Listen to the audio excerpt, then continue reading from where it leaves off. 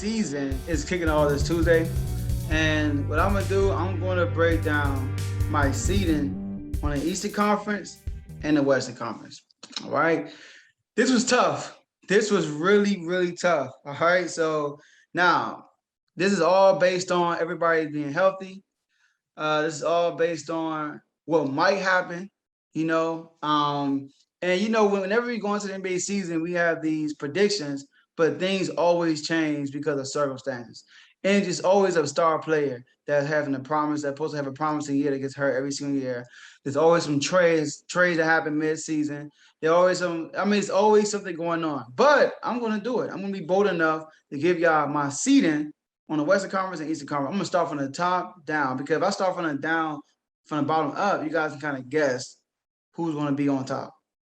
But we're gonna start from the top and go down. And I'm gonna also include a play-in. So I'm gonna do seeds from 1 through 10.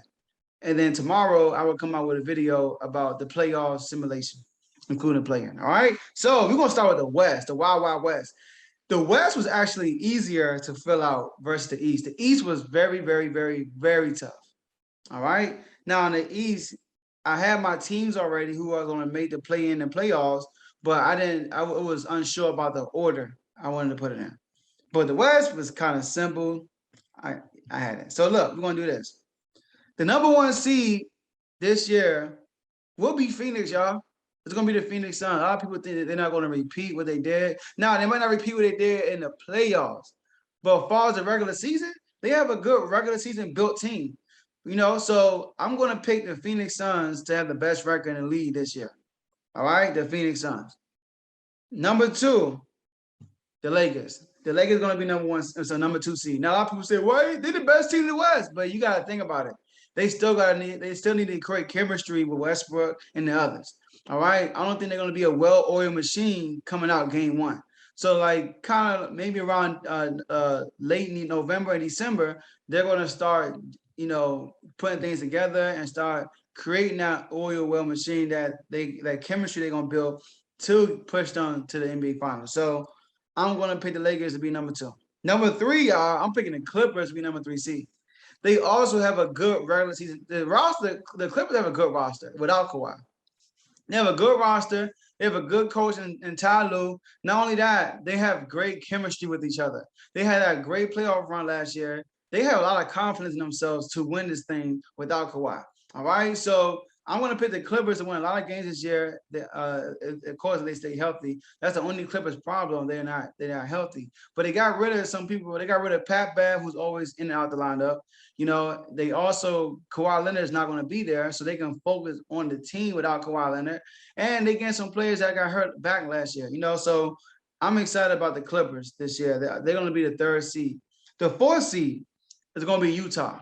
I have Utah being the 4th seed. They are also another good regular season team. When you look at Utah, their home record, it's hard to beat Utah in Utah. So that's going to help put on a lot of weight for them, right? Playing at home, right? So I have Utah being number 4. Number 5, 5th seed, the Golden State Warriors, y'all.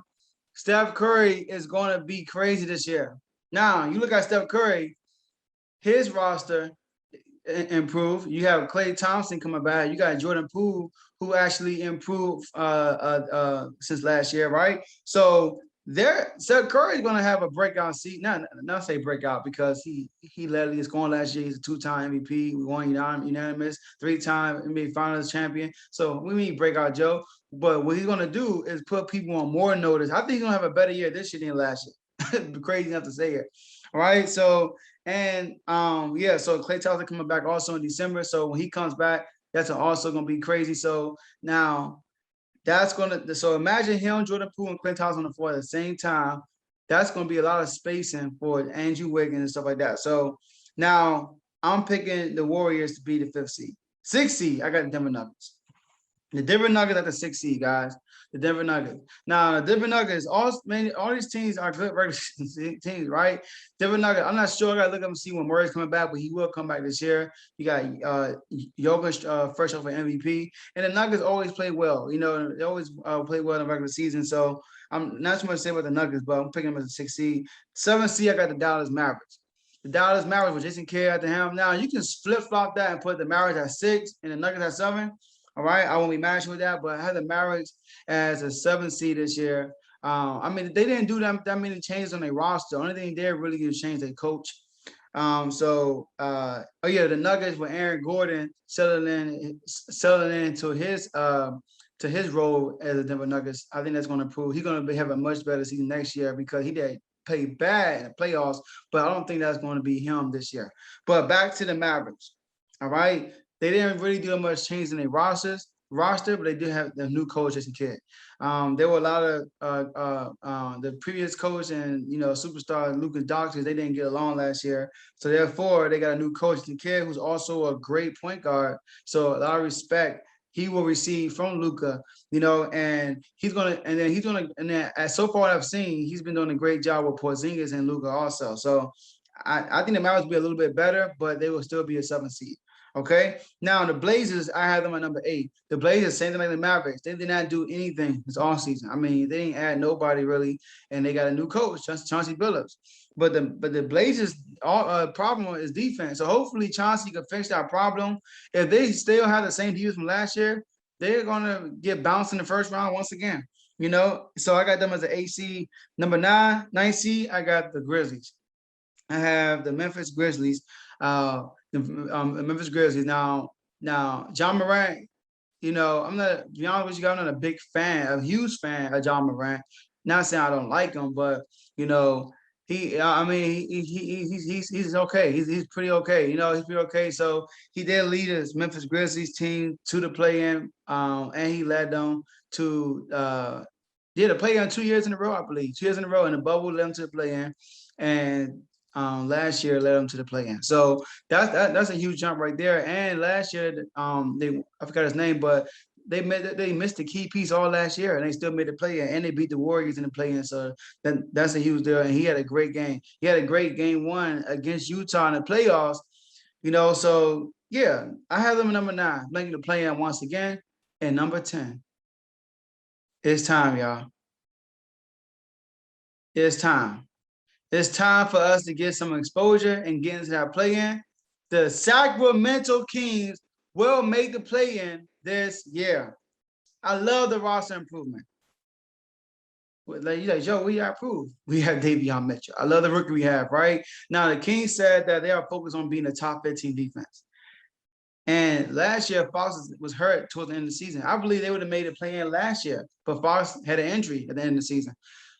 But with this new focus, I believe, on defense, Tristan Thompson. Tristan Thompson is a great player, but he's a veteran in the locker room that's going to preach defense. So now I think that the Kings can be the 10th seed or even higher, but I'm going to be conservative and say the 10th seed make the play-in, right? So that's going to be crazy, a beauty for me. I would love that.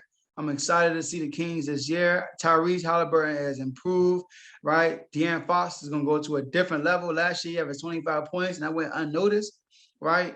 So this year, he averaged more points than Donovan Mitchell, right? He averaged more points than John Morant, so he averaged 25 points last year. So this year, he's going to improve that, and he's going to put the world on notice. So those are my top 10 seeds in the West.